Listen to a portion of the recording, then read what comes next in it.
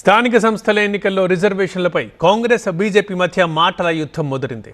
మత ప్రాతిపదికన ముస్లింలకు రిజర్వేషన్లు కల్పించడాన్ని తాము వ్యతిరేకిస్తున్నామంటోంది బీజేపీ. మరోవైపు రిజర్వేషన్ బిల్లుకి ఆమోదం తెలపకపోతే దేశవ్యాప్తంగా ఆందోళన చేపడతామని వార్నింగ్ ఇచ్చింది కాంగ్రెస్ పార్టీ.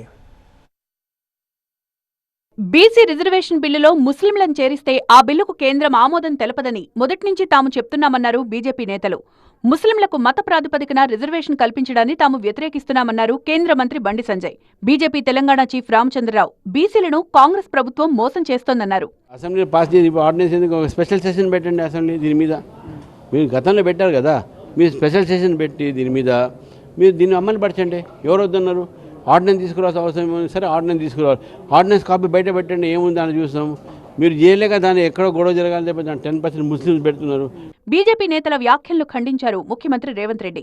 ప్రధానమంత్రి సొంత రాష్ట్రం గుజరాత్లో ముస్లింలకు రిజర్వేషన్లు అమలవుతున్నాయన్నారు. అలాంటప్పుడు తెలంగాణలో బీజేపీ బీసీ బిల్లును ఎందుకు అడ్డుకుంటుందని ప్రశ్నించారు రేవంత్ రెడ్డి.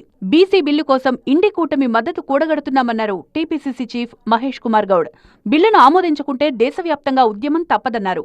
దేశవ్యాప్తంగా రాహుల్ గాంధీ గారి నేతృత్వంలో ఈ విషయంలో ఉద్యమం చేస్తాం.